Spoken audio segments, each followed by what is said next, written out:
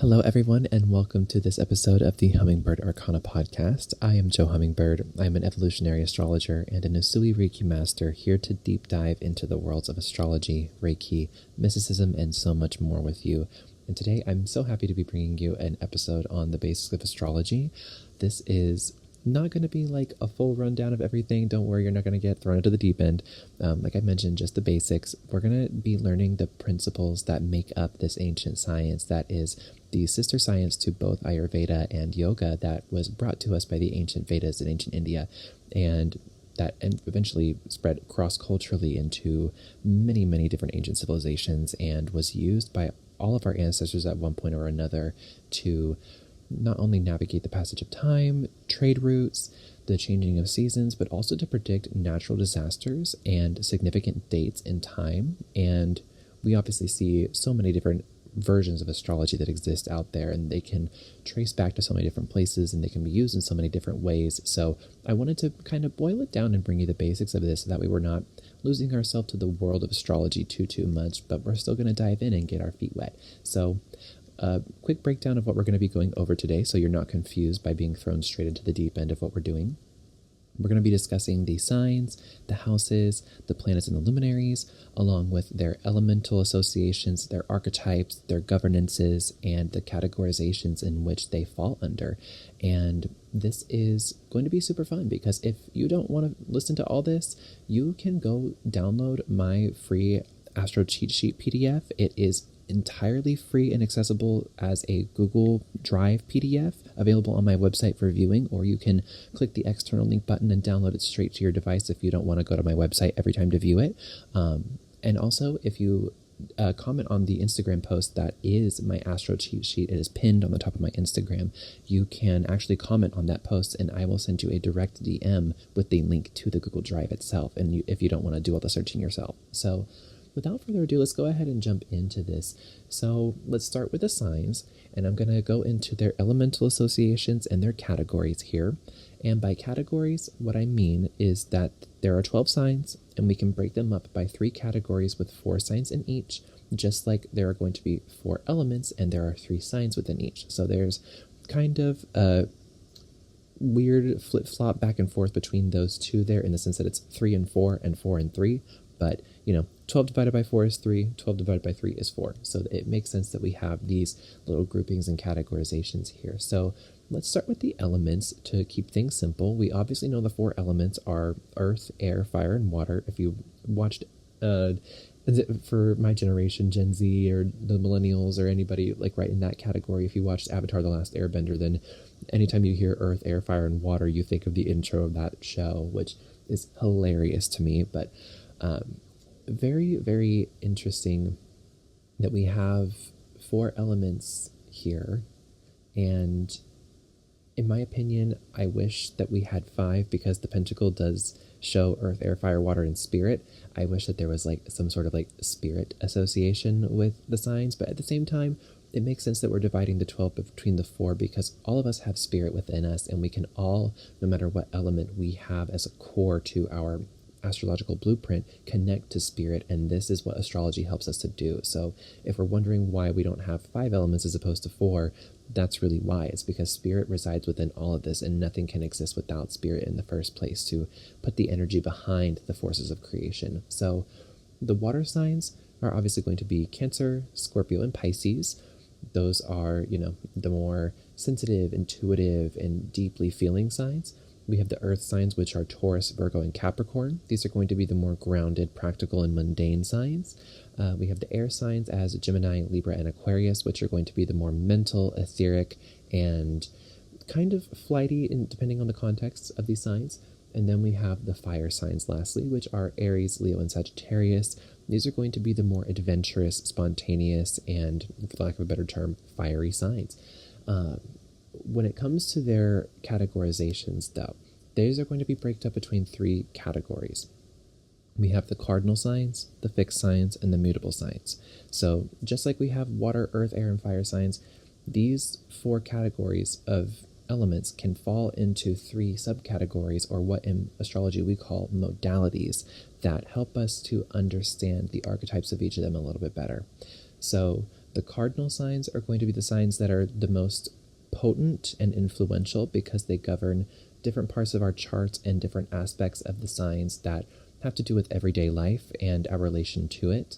The fixed signs are going to be the signs that are the transitionary phases, like in the middle of cardinal and mutable signs. They're also going to be the most sociable, the most important to society in the sense of how we interact with the world prior to, becoming mutable energy, because these cardinal and fixed and mutable signs, they move in order, just in that order exactly. Cardinal, fixed, mutable, cardinal, fixed, mutable. And it happens over and over again through all 12. So the first 3 signs are going to be cardinal, fixed, mutable. The next 3, so on and so forth, all the way through every single one of the signs. And so the cardinal signs begin things, the fixed signs are the transitionary phases, and the mutable signs are going to be the transformations that lead us back into the beginning of the next cycle, starting with cardinal.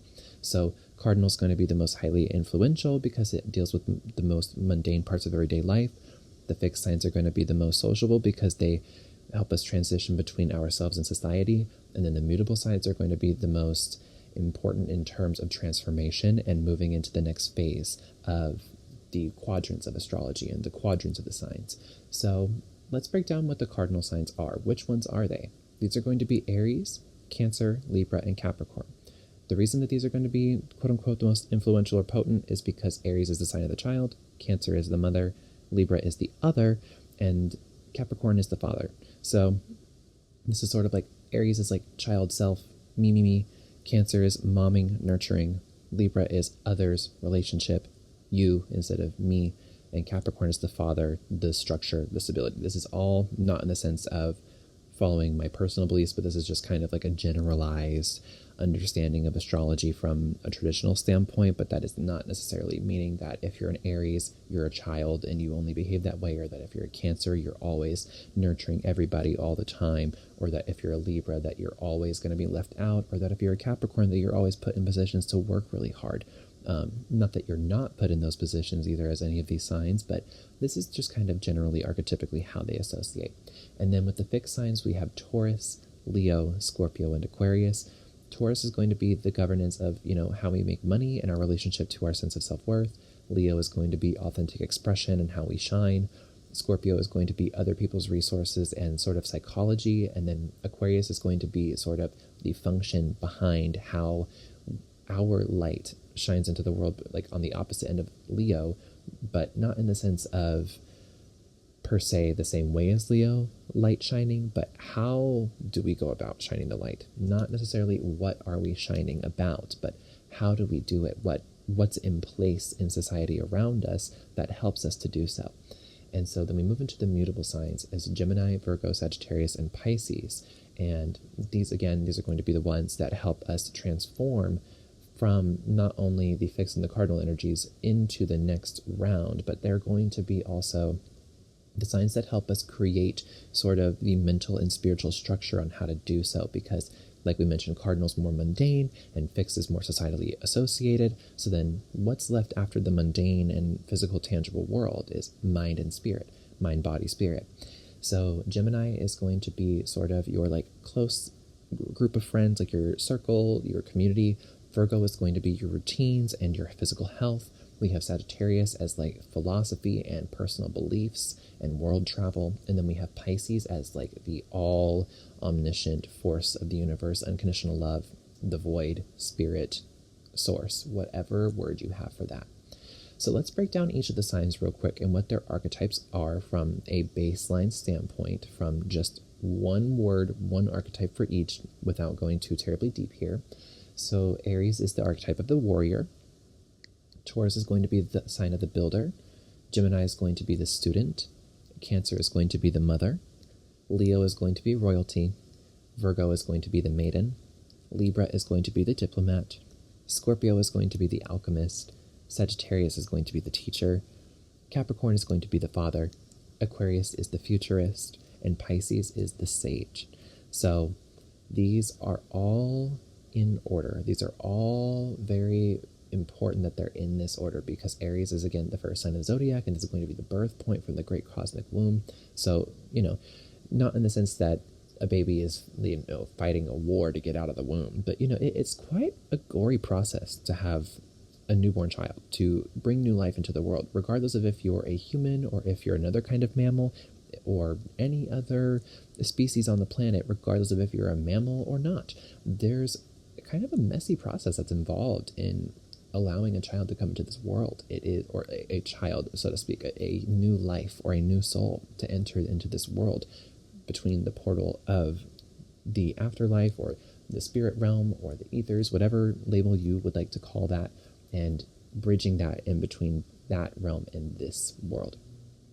So then we have Taurus, which is the sign of the builder. This is like, okay, now that we've been born, what are we going to do? What are we taking our life force energy and moving forward with? And then the student Gemini, this is going to be, okay, now that I've built things, what have I learned about this? What am I going to do with it? And who surrounds me while I do it? And then you move into the next sign, Cancer, the archetype of the mother. This is like, okay, now that I've come into the world, I've built my life, I've learned about it, what am I going to do to nurture the ground that I stand on and the people around me? And then you move into the sign of Leo. This is, okay, now that I've nurtured my way through everything and I've understood the foundation that I've built upon and learned everything that I can and I've fought my battles, what can I do to kind of represent that? What can I do to show to the world what I've done and what I've accomplished? And then we move into the archetype of Virgo, the maiden. This is, routine, like we mentioned earlier, with it being a mutable sign. And this is, okay, what structure and routine in my body and in my life and in my health am I creating to help myself utilize all these archetypes in the ways that benefit me and in the ways that not only serve myself, but the people that I love? And then we move into the next one, which is Libra, the diplomat. This is, okay, now that I've created a routine, now that I represent myself, now that I've nurtured things, now that I've learned everything that I can, that I've built and that I've fought through, what can I do to help other people do the same? What can I do to make better relations with others? What can I establish contractually with myself and other people to make this more potent and more profound for all of us? And then we move into Scorpio. It's, okay, now that I've established my roots, I've built everything, I've learned, I've nurtured, I've represented myself, I've created routine, I've involved other people. Now, how can we transform what doesn't work for us and what doesn't serve us? Now that we've built and established everything that does from all of these processes, what can we do to destroy the things that are not actually serving us anymore? And where are they hidden? And then we move into Sagittarius. Okay, now that we've transformed, we've established our roots, we've done all of the things that we just talked about, we can now create philosophy, we can create belief, we can create a higher truth and understanding about everything that we've just been through, and we can take that to the world instead of just to the people we love or our immediate relationships or the people in our community or even just yourself. This goes beyond the self. And then we move into Capricorn. This is, okay, what am I doing long term with my life and what am I investing into to help support this to live beyond me? And it's not just about me anymore. It's not just about the immediate community. It's not just about the world seeing me and what I've done. It's about how can this show up in the world for other people too. And then it moves into Aquarius and it goes, okay, how can I make this more humanitarian? How can I advocate for this? How can I, not only with the Capricornian structure of having provided for all of this before, what can I do to make this as radically authentic as I possibly can while also still leaving room for innovation and change? And then we move into Pisces, which is the final sign of the zodiac. It's, okay, completion. Now that we've gone through all this, how can we return back to spirit? How can we connect the through line of all the steps that we just took through the entirety of the zodiac to get here? And how can we make sure that this is remembered, this is kept sacred, this is put into the spiritual lens, this is put into something that is larger than life, and larger than me, and larger than the world, and larger than the cosmos? How can we reconnect to that source? So those are going to be the signs, those are going to kind of the zodiacal journey in which they take and how you can operate archetypically throughout them. So let's move into the houses now that we've gotten through the signs. So same as the signs, there's 12 of them. There are going to be 12 houses in which associate with each of them. And similar to how we have 3 categories for the 12 signs that break them down, there are also 3 categories for the houses that break them down as well. And they are all, of course, you guessed it, in similar association with the same signs in those categories. They have a different word for each of the houses in their categories, of course, because this is a separate thing. Houses are separate than signs, but they have similar energies because of, their associations with the signs. So let's not convolute that too much more. I know that's a little bit confusing and vague, so let's help make sense of this. So we have the 3 categories of the houses. We have the angular houses, we have the succedent houses, and we have the cadent houses. And the angular houses are going to be associated with the cardinal signs. The succedent houses are going to be associated with the fixed signs, and the cadent houses are going to be associated with the mutable signs. I know that's a lot of word mumbo jumbo, but hang with me here. This is all available on my Astro cheat sheet for free. Again, if you want to check out the PDF and follow along with me live, you are more than welcome to, so that way it's not just a bunch of words in your ear. This is something that you can visually see and tangibly understand as well.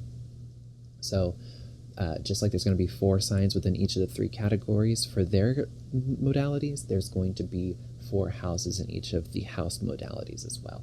So we have the first house in the angular houses, we have the 4th house there, we have the 7th house as well as the 10th house. And the first house is going to be what governs self and identity.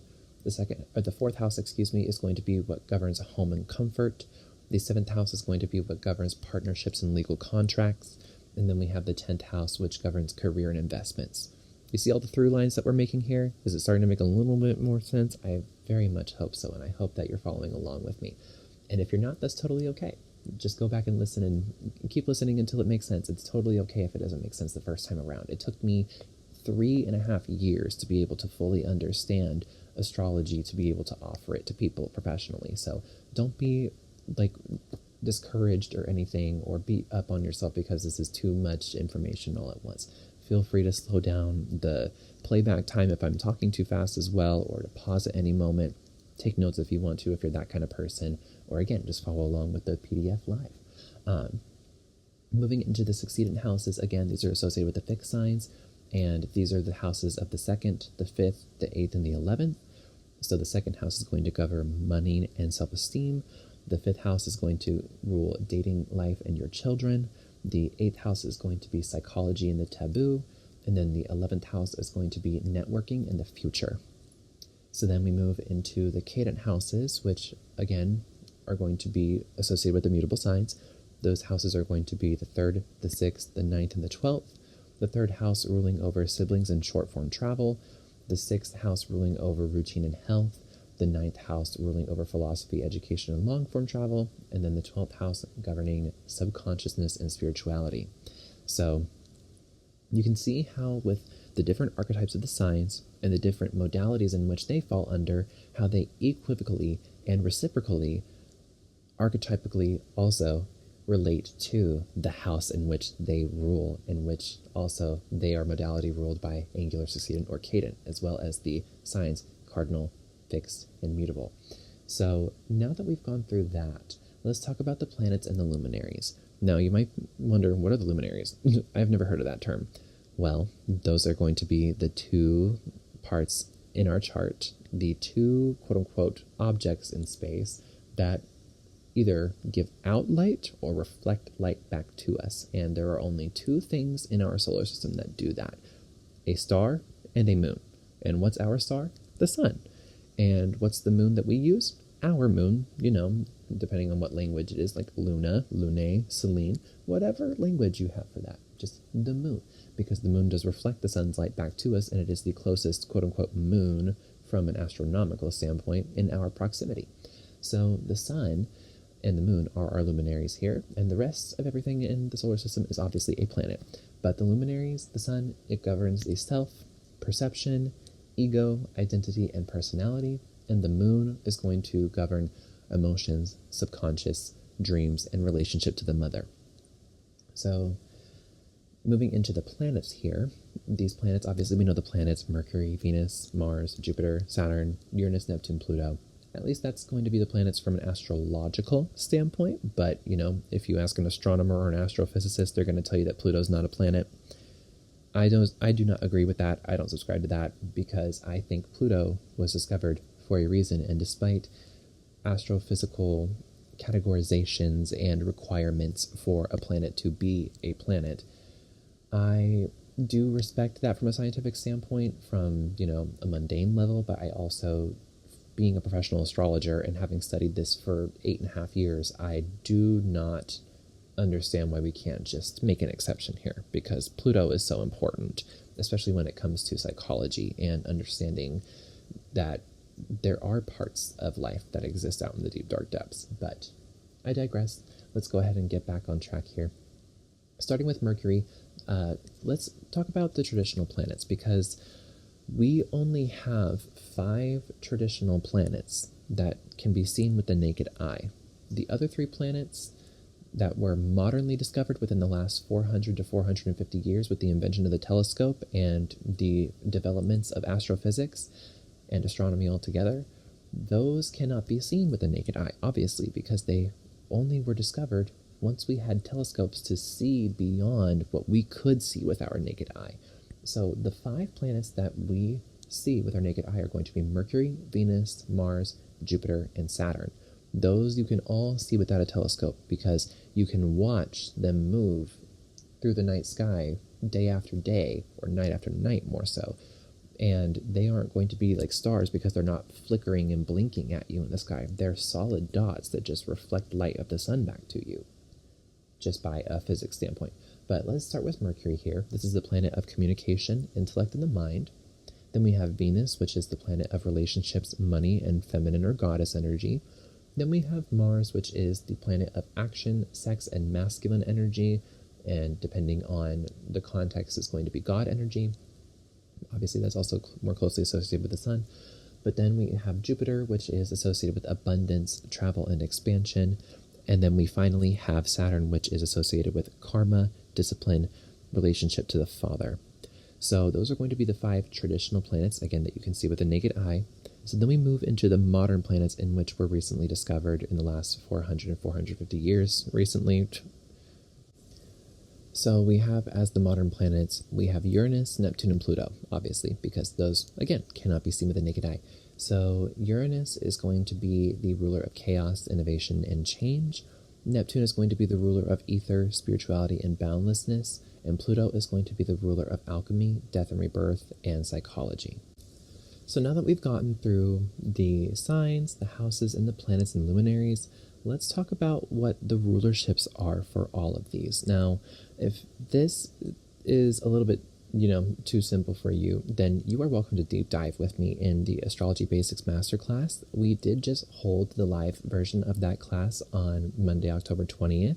That is the fall 2025 cohort, and I will be releasing the spring 2026 cohort come, closer to the end of wintertime / midwinter time, whenever we have a little bit more of a close proximity in time to that masterclass being live again. But if you did miss out on that on the fall 2025 cohort, you are more than welcome to purchase the video replay, which we recorded the whole almost 3 hours of that live masterclass container, where we dive even deeper than what the Astro Cheat Sheet Basics can show you. So if you are interested in taking an even deeper dive than what we are already doing here, the link for that will be down below in the description of the video or in the show notes, wherever you are listening.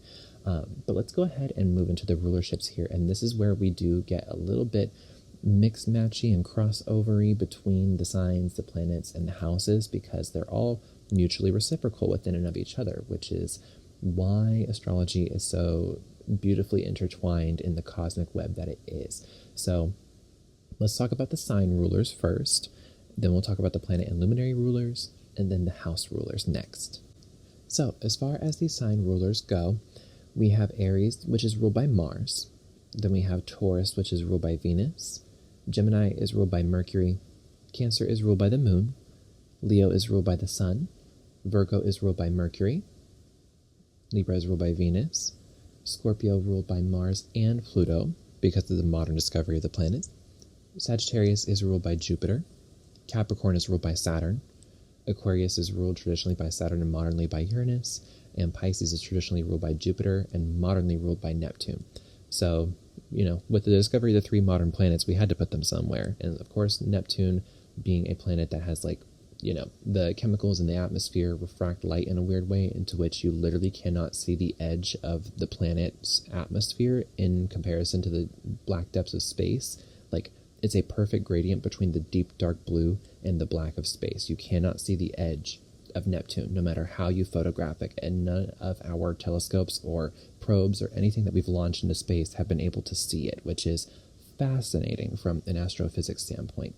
And when it comes to Uranus, this is, of course, the planet of innovation, change, and chaos. So who better to give it to than Aquarius, the one of, between the Saturnian rulers, the one who's actually going to make the change instead of doing just the hard work and staying stubborn about it.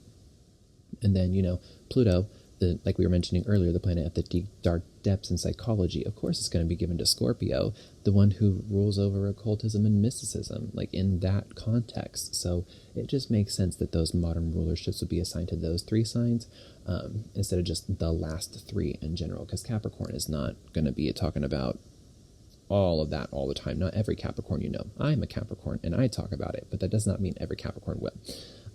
So moving into the planet and luminary rulers, this is where we have mutual reciprocity with the sign. So, Sun is ruled by Leo, or rules Leo, then the Moon rules Cancer, Mercury rules Gemini and Virgo, Venus rules Taurus and Libra, Mars rules Aries and Scorpio, Jupiter rules Sagittarius and Pisces, Saturn rules Capricorn and Aquarius, and then the three modern planets only rule over one sign each. Again, Uranus ruling over Aquarius, Neptune ruling over Pisces, and Pluto ruling over Scorpio. So this is, again, like I said, the mutually reciprocal part where the planets and luminary rulers are reciprocal with the sign rulers because they coincide with each other. And so moving into the house rulers, this is, where we have both planetary, luminarian, and sign rulership associated with each house, because each sign is put into a house and governs a house, and then the planets govern the sign. So then, of course, by default, the planets or the luminary govern each of those houses. So it is very, very interconnected, and I hope the through line is easy to follow here for you guys. And if it's not, again, you're more than welcome to book a session with me. That information will be down below in the description and the show notes as well. So that way, if you're too confused or you don't feel like doing this information searching on your own, then I will be more than happy to help you and assist you in awakening to your cosmic divinity. Excuse me, that was my kitty just walking up to the microphone and saying hello. So she was joining us for a short little moment there. Hope you don't mind. She's an Aquarius with a Leo moon, so she is very me. And pay attention to me, Leo moon. I need emotional attention all the time, and nobody else matters. But anyways, let's get into the house rulers. So the first house is ruled by Aries and Mars. The second house is ruled by Taurus and Venus. The third house is ruled by Gemini and Mercury. The fourth house is ruled by the Moon and Cancer. The fifth house is ruled by Leo and the Sun. And now if you hear any crunching in the background, speaking of Leo, my kitty cat is now eating her food in the background very loudly. So I apologize if the microphone is picking up on that. Moving forward, the sixth house is ruled by Mercury and Virgo. The seventh house is ruled by Libra and Venus. And then the eighth house is ruled by Scorpio, Mars, and Pluto, because remember we have dual rulership between Scorpio, Aquarius, and Pisces with modern discoveries. The ninth house is ruled by Sagittarius and Jupiter. 10th house ruled by Capricorn and Saturn. The 11th house ruled by Aquarius, Saturn, and Uranus. And lastly, the 12th house ruled by Pisces, Jupiter, and Neptune.